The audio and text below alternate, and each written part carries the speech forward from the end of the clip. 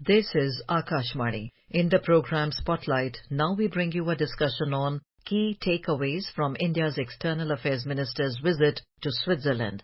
The participants are Bhaswati Mukherjee, former ambassador, and Rajesh Lake, anchor. A warm welcome, Ambassador Bhaswati Mukherjee, to Akashvani. Thank you very much. Ambassador, the External Affairs Minister Dr. S. Jaishankar visited Geneva, Switzerland from 12th to the 13th of September 2024, and during his visit he interacted with the leadership of international organizations in Geneva, the United Nations High Commissioner for Human Rights and the Director General of the World Health Organization. What was the outcome of these meetings? Well, his primary reason for the visit was to inaugurate our new iconic building to house our permanent mission to the UN in Geneva. And during this time, he visited, as you rightly pointed out, the two most important multilateral organizations there, which is the High Commissioner for Human Rights and the World Health Organization. And he interacted with both. I understand that for the latter, that is for the World Health Organization, they had a useful exchange on how to combat future pandemics. And in that context, our External Affairs Minister shared India's readiness to cooperate with regard to India's traditional medicine, which is very famous, and which is often seen as an excellent alternative to modern medication, which relies on antibiotics, etc. Our traditional medicine, on the other hand, offers a healing process which is much less abrasive and easier for the body to combat. Ma'am, the EAM, while addressing the Indian diaspora, said, "There's a lot of interest. In a sense, it's like a best practices conversation on what's happening on health. And of course, there is the issue of traditional medicine. Very proud, and also we take it as a responsibility. The WHO selected Jamnagar as the center for the Global Traditional Medicine Center. It is something which we take seriously. We had our first summit, Traditional Medicine Summit last year, and we want to take it forward. Yes, this was welcomed, and we would await to see how the World Health Organization takes this forward.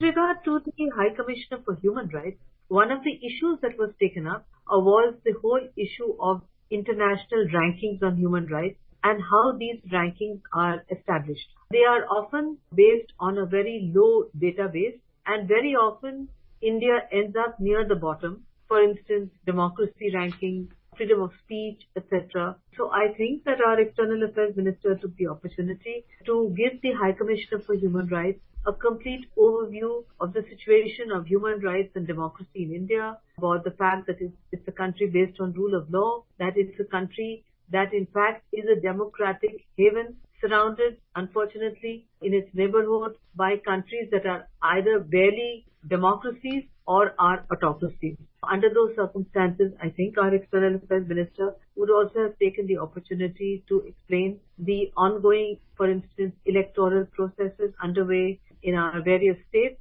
including in Jammu and Kashmir, and to explain that we have found the best way forward within our own democratic system, our own parliament, our own constitution. Ma'am, the EAM dedicated the newly built state-of-the-art permanent mission to India in Geneva, which you pointed out a while back. He also dedicated a statue of Dr. Bhimrao Ambedkar, the permanent mission, and named a hall in memory of Srimati Hansa Mehta, who played a key role in promoting gender equality during the drafting of the Universal Declaration of Human Rights. In view of that, what is Dr. Jaishankar's approach to multilateralism and India's perspective on the evolution of human rights along with current global human rights situation? I think it is often forgotten that when the Universal Declaration of Human Rights was adopted, India was just emerging from the colonial yoke. And yet, even under the colonial yoke, India was able to play its role in the negotiations leading up to the Universal Declaration. It is often forgotten. At that time, 2/3 of the world was under colonial rule, and the Universal Declaration has often been cited as a document which is heavily dependent on Western ideas of human rights, justice, etc. For example, it offers no excuse or condemnation of excesses which were committed under colonial rule worldwide by the major colonial powers who were instrumental in drafting the Universal Declaration. Therefore, it is only appropriate that he named a hall for Mrs. Hansa Mehta and that he also inaugurated the statue for Dr. Ambedkar. We already have a beautiful statue of Mahatma Gandhi in Geneva, which the EM also visited according to the press clippings that I saw of the visit. External Affairs Minister is a dedicated multilateralist who's also a pragmatic diplomat when he was in the Foreign Service, 1977 batch. He is fully aware of the fact that today's United Nations and the Security Council reflects the power balance of the world as it emerged from the Second World War. If you look at the P5, you would find that it has the victor members of the World War II as permanent members, who today you could call very well as second-rate powers, including our ex-colonizer United Kingdom. On the other hand, there are very important countries missing from the permanent membership. That includes India, that includes major African country. There's no African country. There is no Arab country. There is no Latin American country. Brazil is not there, etc. Therefore, pragmatic diplomat as he is, it is clear from his actions that his External Affairs Minister also believes that emerging alternative power equations, including the G20, actually reflect better the present power balance globally today. G20, the BRICS, etc. These are alternative power balances where you would find countries like India playing a very important role, although they are absent from the Security Council. Ma'am, Dr. Jaishankar also planted a tree under the Ek Ped Maa Ke Naam initiative which the Prime Minister started. He planted one tree over there as well, giving an emotional touch to the issue of preserving the environment.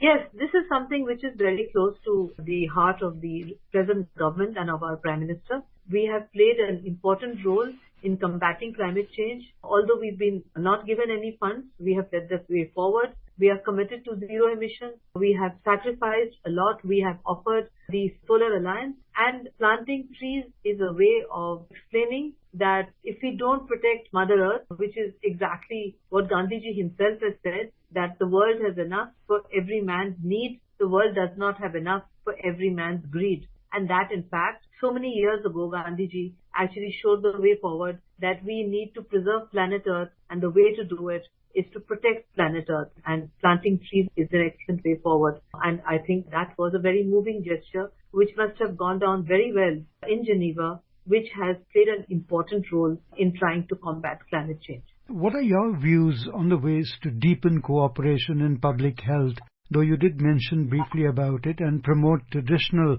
medicine systems globally?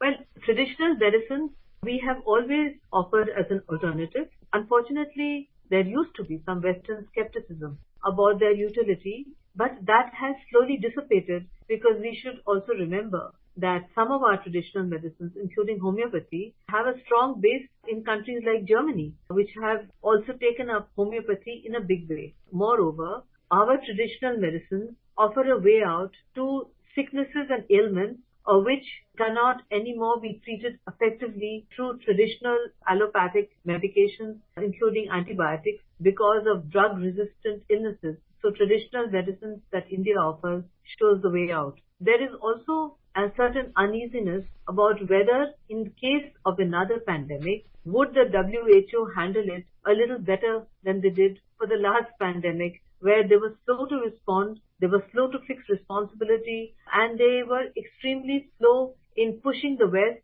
to share their vaccine with developing countries and least developed countries in Africa. Whereas India showed the way forward, that at a time when we did not have enough of the Covaxin or Covishield for our own people, we still generously gave what we could to the Africans and those who were in dire need, recognizing the fact that to control a pandemic, it must be controlled in every part of the world, otherwise it cannot be eradicated. So I think that this would be an important discussion in the context of controlling pandemic. What role do traditional medicines also play in combating new emerging threats to public health?